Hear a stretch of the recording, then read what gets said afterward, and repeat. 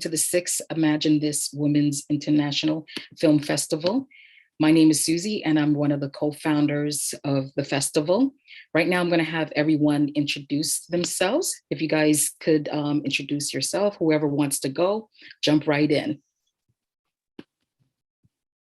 Hi, I'm Ashley Denise, and I am one of the creators of The Retreat, along with my business partner, Ricky.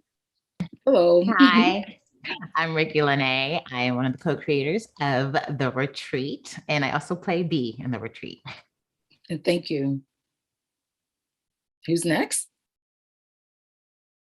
Hi, I'm Renata Milau. I'm writer, producer, director of Alexis, and composer as well, which is a 27-minute short film, my first professional short. Nice. Hi, I'm Monica Suriagi. I'm the writer and director of La Ciguapa Siempre, which is a horror short film. Thank you. And hey, Carmen? what's up? I'm Carmen. I'm Carmen LeBou. My film is Pink and Blue, and I am the EP and director. Oh, great. Thank you. And if you guys could just tell us a little bit about how you came up with the concept for your project. Carmen? I am the director of Pink and Blue. So I was fortunate enough to have Kadex, the star and writer creator of the project, bring me in. And I guess my process in doing that was a lot of, I had a great team. I don't know, finding the right people who are really passionate about trans visibility and who say gender is a construct. I'm non-binary, so it felt like divine right timing that I got to, as a Afro-Filipinx, get to direct something starring a Black and Filipinx couple. So yeah, I hope that answers the question. Thank you. Ashley and Ricky? Yeah, so we're the creators of The Retreat. As Ricky mentioned, she also stars in it as B, one of the Fire Four, and we co-wrote it together, and I'm the principal director for it. And basically, we had been wanting to do something where we had an entirely Black women cast and crew. So everyone you see on screen and all the people working behind the camera were all Black women. So that was something that was really important to us, just as a company, but also like for the storyline. So we felt like what did we want to see on screen and what hadn't we done before? And so we thought of this like oasis of Black women, just vibing off each other's energy. So that's kind of how it came together. Okay, great. And who's next? And it was also, can I just add in? Sure. It as a genre, it's a mystery suspense web series, and we felt like that particular genre was lacking in diversity. So we were really excited to bring together this oasis and the idea of a Black women's artist retreat all together and see where we could make some interesting storylines. So that's what The Retreat's about. How was the experience between you two working together? Well, we've been working together for years. It's our anniversary. Yeah, Oh, for about a decade. So this is, we're always trying to think of what new stories we can tell. And what we haven't seen on screen yet. And as a company, our film production company is Nuance Entertainment. And what we're always looking to do is to contribute to the perpetuation of new narratives of the Black experience. So this was another gem of a story and concept that we were like, we need to do this. This feels like it hasn't been done before. And especially because of that, we wanted to step in and be one of the first to tell this story in a way that we felt like people would see it and say, okay, that feels very nuanced. Mm. And Carmen, I'm going to go back to you and ask you the same question. What was the experience like doing this story, which is different from what we've seen? The experience was really affirming because it was all community. We had applied for grants, we had applied for certain things, and we didn't get it. And we made it during the pandemic. So we made it in November. So that meant, making the film in my partner's house. And, my extra was one of her housemates, so those kinds of things, really helped bring the project together. And I'm someone that does pay attention to detail. So there were certain things that I really, really needed, and I didn't know how I was going to find them or how we were going to make our budget. But for example, like I really wanted the soundscape to feel like its own lullaby. We've never seen a trans couple, embarking on parenthood before and trying to raise a child, gender free. So I was like, well, can we create our own lullaby? And of course, producers were like, can we afford that? So, but there's a wonderful group, New York City women filmmakers, and I put out a blurb there. And I found a composer named Lindsay, who's based in the UK. Oh, wow. So, we were in the pandemic on Zoom creating, this soundscape, this lullaby for this couple. So I think that's the best example I can say of how community really showed up. My partner was in the film. The two stars of the film were people that, I had known for a while, but we just hit it off as collaborators as well. So I feel like the process is still continuing. I feel like this is like, maybe the film feels like 3 months and we're still trying to figure out, how to get sleep at night, but we're doing all right. So, yeah, I hope that answers your question. Oh, yes, absolutely. Thank you. Monica? I am so sorry. Actually, I left my person in Uber last night, and he's here to give back. Oh, no. You have to step out. Go. Just for 1 second. I'm going to go Absolutely. grab him. So sorry. Absolutely. I'll be right back. Okay, no worries. Renetta? Oh, your mic is off? Sorry, yeah. Okay. Yeah. I actually wrote Alexis as a feature in the UCLA professional program in screenwriting.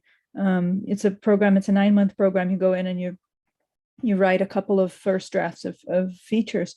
And then this film just sort of stayed with me. And eventually when it came time to do a short film, I was like, well, I want to make this film into a short. So I kind of condensed it into as sort of essential, the elements as I could possibly get it. And really the inspiration behind that was a couple of things. One is the sense that eventually, when you get into your 30s, you start to realize that you've kind of chosen a path in your life. Like, it's funny, before that, it was like, everything's open, you can do anything, the whole world. And then eventually you go like, wait a sec, I've kind of stepped this way, and started a life in this direction. And I think it's pretty much, everyone I know at some point has thought, what if I had done things differently? What if I had done this or that? Or like, what if I had, spent my time elsewhere? Like, how would my life be? And would it be better? Would it be worse? And that was one idea, one kind of, thought. The other one was this sense of, when you have a relationship and you're so intertwined and you're so, who are you without that? Who is this person, without any of the things that you think you are, without any of the things that you think build your identity. If they're not there, who are you, underneath all of that, And I think a lot of that also comes from sometimes struggling with depression, so that sense of like, what is my life for? Or, just that sense of loss, even though you don't know exactly why. And those things they all kind of came together in this film, I think. Do you plan on turning it into a feature? It would be great. I mean, I have a bunch of different things that I'm working on, and my partner and I have a few different, we're right now working on our first feature, which we had to not do now because of the pandemic. It was just too much liability. So we pushed it forward to next year. But I mean, if somebody came by and was like, hey, I really liked Alexis, do you want to make it into a feature? Yes, I have the script. Let's do it right now. It's like watching it, I kind of see I felt like it could also be a feature as well. That's what I got. I'm glad you got that feeling. That's good. Yeah. I hope somebody else gets that and really wants to see it. And how was your experience?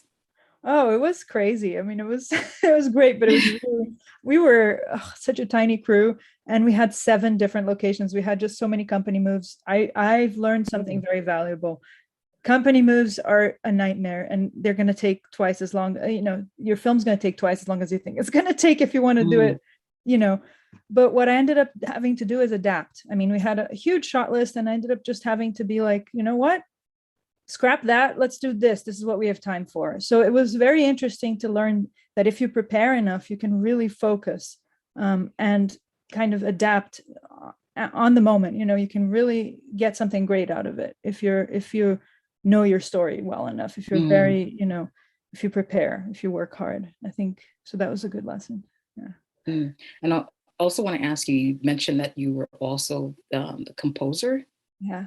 As well. So how was that? That was my first digital score. Usually, I learned composing, years ago, and I would write for physical instruments, write a proper score and everything. So, and this time it was like, okay, how do I make a score without any musicians? And that was kind of the challenge of the pandemic year, of course, and also budget-wise, So it was really great. It took a couple of months, it was quite a process. I had to, also have hire somebody to a great great editor to come in and just make the instruments sound better, because that's something that you have to spend your, years and years doing to be good at. So it's really collaborative in the end, you start with your own ideas, and then people just make it all better. It's wonderful. Yeah. Oh, great. Thank you for sharing that. Monica, were you able to get everything? Yes, my purse is back. There. I just got back from another festival last night, and I was leaving my stuff all over the place. So I was like, what's wrong with me? But yeah. I'm glad that that you were able to get your bag. Thank you. I'm sure that's nerve-wracking. Yeah, I was like, oh no, I need my inhaler's in there. I got to get that back. Okay. If you can just tell us what your experience was like. Yeah. In the concept. Yeah, absolutely. So my short is based on folklore. It's based on a mythical creature from Dominican folklore. My mom is Dominican, and about a year ago, I'm Afro-Latino. So I have a friend who also is, and she was like, there's this fellowship opening for Afro-Latin filmmakers and you should apply. And I was like, oh yeah, okay. So I kind of looked through like stories that I knew or things I had heard about, and I was looking online, and that's when I found the Ciguapa, which is like kind of the Dominican version of like a mermaid. Like they're very pretty and beautiful and naked, and they have really long hair that covers their bodies, and their feet point backwards. So like the front half of their body is facing forward, but the legs face the other way. And so you can't track them in the woods. I guess that's the idea. And of course, any man who they feel has wronged them, they kill promptly. So I was like, this is awesome. Let's write something about this. And I asked my mom about it, and she doesn't really like scary things, so she didn't really want to talk about it, but she knew what I was talking about. So I was like, okay, we're on the right track. My mom is already scared, so let's dive into this a little bit more. more. I have a creative partner, Chelsea Colosimo, who produced the short. So her and I bounced ideas back and forth for a while, and then I wrote the script. And then we ended up getting into the fellowship, which is sponsored by the Los Angeles Latino International Film Festival and Netflix. Oh, nice. So, yeah, it was awesome. Lots of mentorship, and they gave us the money for the short. We raised more because we realized halfway through that we still needed more, so we raised more money. But yeah, so that's the concept, and then it's that monster and like a girl kind of finding out that she is one of them. But it's also more so about being a person of color and trying to exist in white spaces, because I grew up in a very white town with mostly white everyone that wasn't related to me. So it's a girl who's kind of like been trying to force herself to fit into that space for a long time, and then realizing she doesn't need to do that. And actually she's the cool monster person that lives in the woods. So that's what the short is. I want to ask you guys if to share with us some of the challenges that you had and how you overcame your challenges while filming your project. Whoever wants to go first. Well, I know for us, when we started pitching the idea of an all Black woman cast and crew, we got a lot of responses like, you can't do that. How are you going to find people? How are you going to find a camera person? Like, people were just really resistant to it. On the other side of that, some people were like, yes, I've been waiting for this. This is awesome. Let's go. But it was that. And then also one of our leading actresses, the role we wrote was for a middle-aged Black woman with a physical disability. So we needed to find an actress who was that, because authentic casting was really important to us. So we didn't just want to write the script for someone in a wheelchair and cast someone, who was not living that experience. So finding her was actually, we thought it was going to be like a huge, process. And it was, it took time, but it actually wasn't even that. It wasn't that hard once we sort of started looking. We found this organization called Divas with Disabilities. And it promotes, their whole mission is to promote brown and Black women on screen with physical and neurological disabilities. And actually the founder of that is the woman who ended up playing the role. So that was great. Her name is Dr. Donna Walton. And so that was really great. And then I guess other challenges, we filmed in the Poconos for 3 days. So we had to get just logistically, we had to round up the whole cast. We had a bunch of extras drive up one day from the city. And then go back the same day. So there's a lot of people on this house. We stayed in this house for 3 days, 2 nights. So just logistically, that was kind of hard, but it was the first thing we did. So it was also a really great bonding experience. And we kind of knocked the hardest part out of the way. So that was helpful for us. And Ricky, did you want to add anything to that? I mean, Ashley definitely highlighted the major challenges that we thought we would definitely have issues with, and then overcame them pretty well. But I think I would only add to what Renata was saying in terms of locations and company moves. I think with each project you work on, you find ways of oh, okay, next time I would work on this and I would tweak this. There's no perfect project unless you had the greatest budget in the world with the greatest team. And I'm sure even that would have some flaws. But I do think that one of the things that we learn, or we're continuing to learn, is that locations, they can be the greatest thing when you can get them.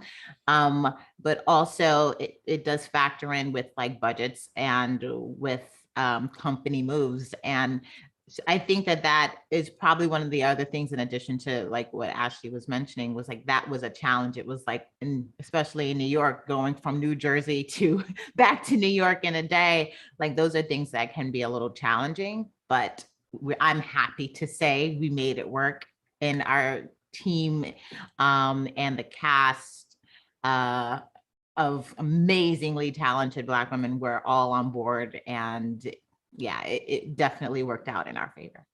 Great. Renata? So right when we had sort of maybe 3 scenes to go, the pandemic hit.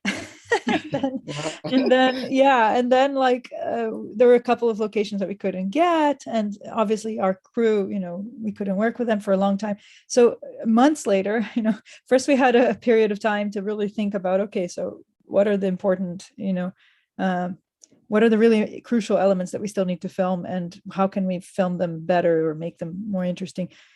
And we ended up having to just me, my partner Lucio, who's also the DP and one of the producers, and our actors, and that was it. Like we did, and we had to guerrilla style sort of go to a location and just shoot it. Everything was it was really a different experience to go from a very sort of professional, professionally planned, company moves and vans and equipment and all that, to sort of just put it on a backpack and go, but we got it done, and it actually made a better film in the end, because we had that time to digest and to kind of think about different images and different things and ways to do it. And so it was challenges make you better. I think I agree with Ricky, what Ricky was saying about just learning as you go and not worrying about it being perfect. Just, it's like a dance, right? I mean, you kind of improv your way through it a little bit.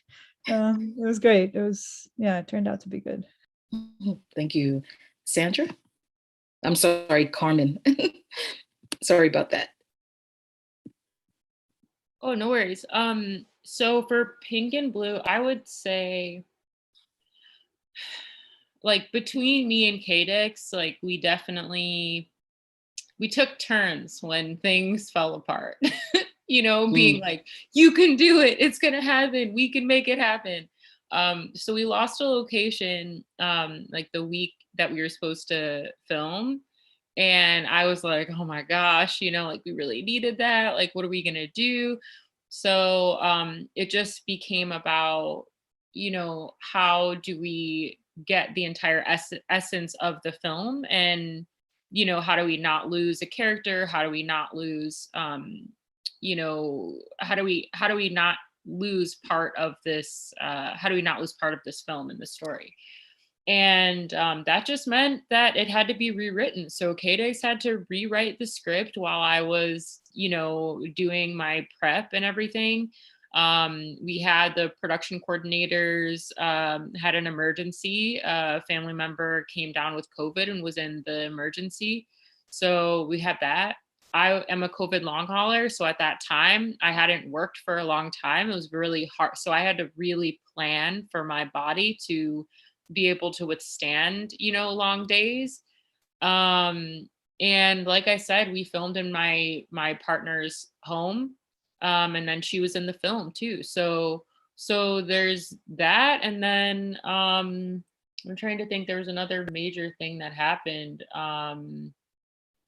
I mean, there were so many things, but we just sort of, hope for the best. And surprisingly, our cinematographer, April Maxey, was moving to LA. So I had to, my first challenge was to convince her to stay and figure out how to make her, because I was like, I have known that you're going to do this film for over a year, so that was a little bit of a headache, but she made it work. And everything seemed to work out. The shoot days were pretty easy breezy considering. Yeah, somehow sometimes things just manage to fall into place, even though you have challenges. Thankfully they do. Monica?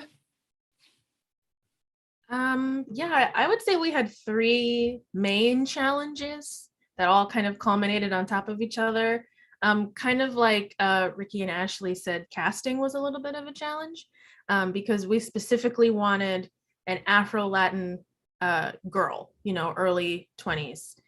And so there's only really two characters. It's her and then her boyfriend, who's kind of, the character is like an insufferable, preppy white dude. In real life, the actor is very lovely, but that's who he was playing. And we got literally like 300 submissions for his part, like so many that we couldn't even look at them all. And I think for her, we got like 4. So, and the girl we ended up with, Cheyenne Washington, she did an amazing job. She was perfect. I'm so glad she submitted because we didn't have a lot of choices there. But she did a great job. And then my project is very VFX heavy. There's a whole sequence where, so we have her, she's a human when it starts out. And then when she realizes she's a Saguapa, her legs physically turn around and you can hear all her bones breaking. And then she runs away and you watch her run, like kind of split like the 2 different directions. And that was an idea I had at the beginning. And I'm very close to a VFX house. They're like some of my best friends. So with every project, I'm like, what if we did this? Like, if I write this, can you do it? And they were like, we will try. So the shoot was 2 days, and the first half, almost the entire first day actually was green screen. And the actresses running on a treadmill, and like, okay, now just the upper body, just the lower body, from the side, from the other side, and usually I'm very used to shooting. My producer Chelsea and I used to live in this really big house in Burbank. And we would shoot all our projects there, so no rules, no time limit, no worries, but this was the first time that we were on a location, and we set up all the green screen stuff in a barn and we only had, that time. And we joke about it now, but because this is also like a first project with like lots of crew, and stuff like, whoa, there's, look at all this stuff. And at the end of the day, it was still me and my VFX friends and the producer all huddled behind the monitor, like, is this gonna work? Just like it is when we shoot in my house, so it doesn't really matter with all this stuff at the end of the day. It's still all of you being like, I don't know. But it all worked out. And then the other issue, which isn't as bad, was COVID, obviously, because we shot during COVID too. And luckily my project was set outside. It takes place during a camping trip. So we were outside, which helped so much because some of the other projects in the fellowship, and this is when it was still pretty COVID-y. It was like February. Somebody was set in a church and somebody else was set in, indoor spaces, and they were struggling to find stuff. And I was like, all I had to do was rent a patch of woods. So we're good. But we still, have the masks and everything and staying away from each other. But at the end of the day, it was great. And if anybody watching this identifies as Afro-Latino, the fellowship is open again right now. So you should. Oh, thank you for sharing that. Yeah. And you can reach out to me if you have any questions. I want everyone who qualifies to apply for it. Thank you so much. That's great. And I want to, I don't know if you remember, I think you submitted a film. I think it was 2016. Oh, I remember. Yeah. Remember? Yeah, that was my first one. And that was shot in that house. And you won. And that was actually really good for your first film. Oh, yeah, thank your you first so much. film. Thank you for remembering. You watch like so many movies, so thank you. Well, Patrice had to tell me, and then I was like, oh yes, it was Black, and then I couldn't remember the name. Yes, that one is a little more gross. There's a lot of zombies puking on each other in that one. None of that in this one. No. So do you like doing like horror? Yeah, I think horror is. Yeah, since it's your second film, right? Yeah, and that seems to be the genre I'm going to stick with for now. Black and Red Out was like, what if we do a horror? And then I really had fun during that. And then I submitted to this with another horror. And then there's that documentary Horror Noir about the history of Black people in horror movies. And they asked me to be in that. They're like, we want you to represent the next wave of horror filmmakers. And I was like, nice. Congratulations. Thank you. And I was like, I guess I'm sticking with this now. Like, you just cemented it for sure. Like, this is what it is. That's great. I want to ask you guys, what message are you trying to convey to the audience? Your story. What do you want people to get from your story as well? Carmen?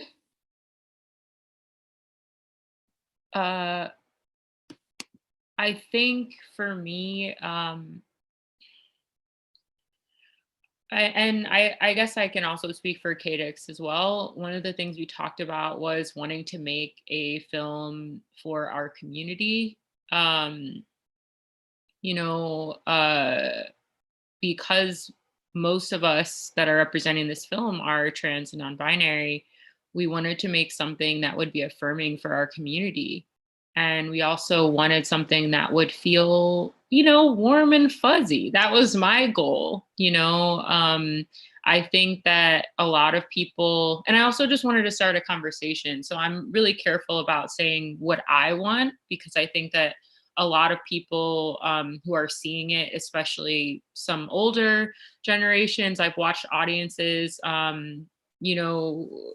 who have different experiences with the film. And I really just wanted to offer hope and encouragement that, you can raise a child gender free. Or you can explore that and you can create a safe environment for your child, even though as trans and non-binary people, we may not feel safe outside of our homes, that the love and tenderness and care can exist in your home, so long as you have the support and intention behind behind your parenting. So that is my hope. Giving everybody the warm fuzzies. That's great. Renata? I was hoping to raise some questions, really, more than answers. Just like Carmen said, I think it's important to let people kind of breathe with your film and exist in it in different ways. But for me, it's a question of identity in a really deep way. I think we take for granted what our lives are or what they could be sometimes, and we often box ourselves in many ways, especially I think women and people who are not, I guess people who are forced to fit into certain categories more than others. I think we need to be asking ourselves what it is that we're doing here, who we really are on a deeper level, and not just surface actions, and not just the things that we can see and the things that we signal to other people. But if everything is gone in your life that you think you are you still a human being in this universe? And what is your life, and what is that value of that life? And I think we don't ask these questions enough in life. I think we go through things and almost like either an autopilot, or with anxiety, or with a sense of having to accomplish this or that or the other. And I think we very rarely stop and give ourselves that real sort of moment of, I'm alive in this planet, and that's it. And I think if anybody can come out of Alexis feeling that sort of pull from something a little deeper, I would be super happy with that. Thank you. Ricky and Ashley?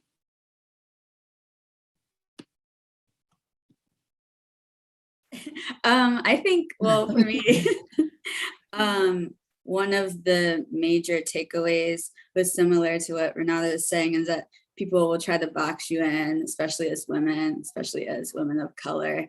And I think on the production side of things, we wanted to convey that, like, if you have a dream, you should follow it. If you shouldn't let anybody prevent you from following your own course, especially for other aspiring filmmakers and Black women filmmakers, do what you want to do and don't let anybody tell you you can't, because you can. And so that, I think that was something really important to us. And also for the characters themselves, they're all radically different from each other, and they all have very different motives and intentions. And a lot of the show is about their quest for survival and trying to be honest and true to themselves, despite what, that means for the other people in the world, in their world. Thank you. And yeah, and to add to that, when we were writing the retreat, we really wanted to pack it with themes, a lot of themes that we felt our community could appreciate these conversations starting. And in particular, we try to touch on intergenerational perspectives on mental illness, and we talk a little bit about that.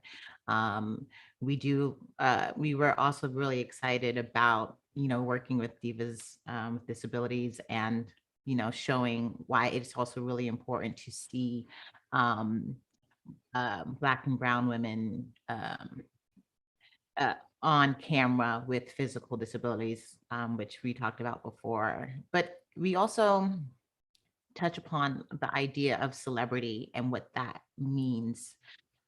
And as, everyday folks who, I'm not a celebrity.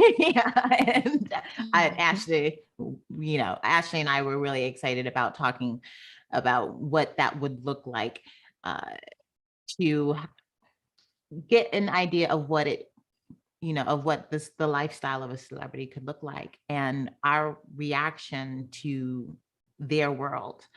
And how we sometimes feel that celebrities, owe us, and we try to dissect that a little bit more. And especially as the Black community, as a representative of us, it's like, are you going to come out and look like a fool? Or are you going to come out and you're going to, show up? And then, is that fair? So, I mean, like I said, we really tried to jam the retreat with us, a lot of themes that we felt the community would be really interested in talking about, especially highlighting Black women's viewpoints, and why they are radically different.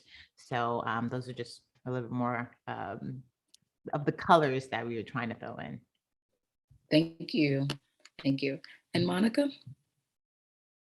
I think for my project, and what I was trying to say is, you don't have to make yourself smaller to fit in other spaces, in the short, he has trouble saying her name, and he gives her a nickname.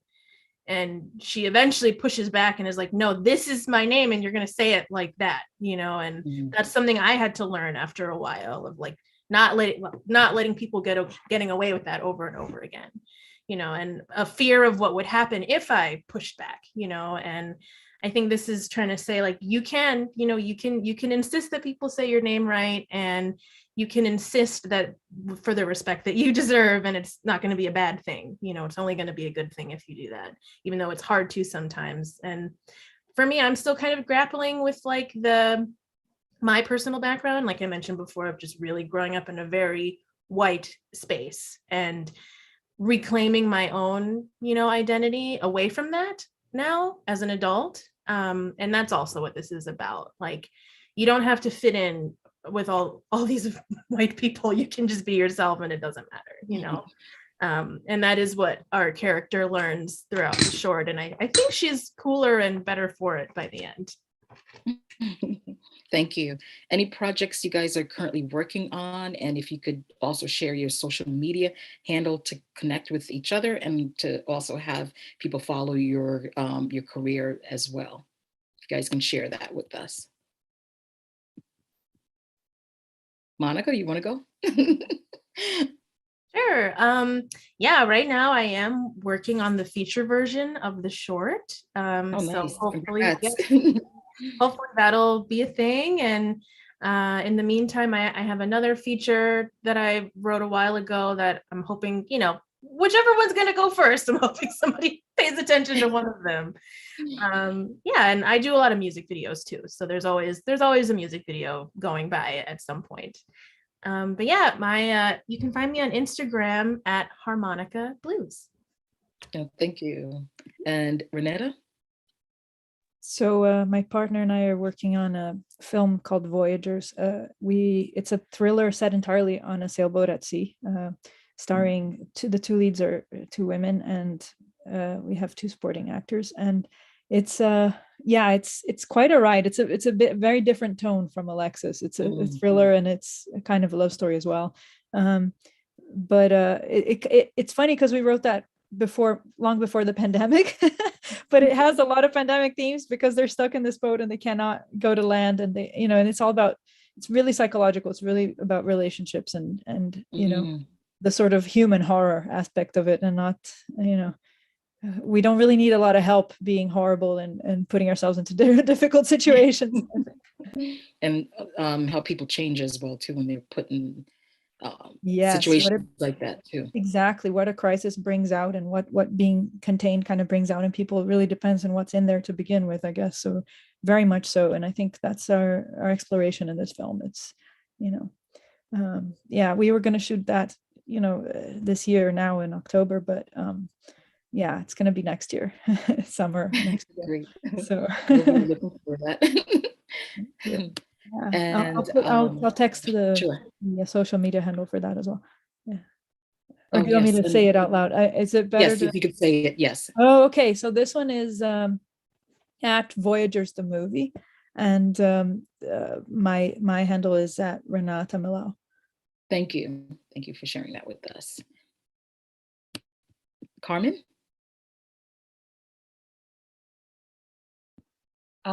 So right now, I'm Carmen LeBou on all socials.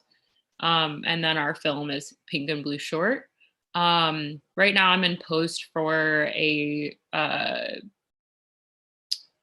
film about a Black trans woman going through a breakup, starring Miss Peppermint. So that's exciting. Nice. And I have an episode centering Afro-Asians called Tao Lee Goff on Hulu's Your Attention Please. So that's streaming now. So you can check that out. Oh yes, absolutely. Ricky and Ashley. So we have a new series that's actually being released right now. The first 3 episodes are out. It's called Anthology. And it's very different than The Retreat, but it's starring Ricky and myself and a couple of other people that we worked with in the nuanced world. And it's about 620-somethings trying to function in New York, and all of the dialogue is improvised. So we're really excited about that. We've been working on it for a long time. It's 8 episodes. It's about 90 minutes across the season.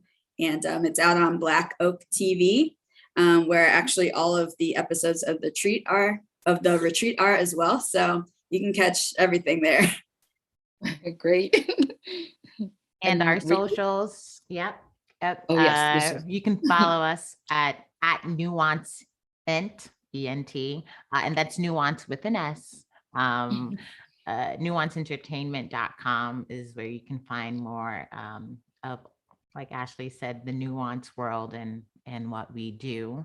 And for Anthology, you can find out more about that project at 6livesonestory.com. Thank you. Thank you so much, you guys, for sharing your stories with us. And we hope to see more work from you all. It was great having you. Thank you so much for joining. For choosing us. Yeah. Have a great day. Wonderful.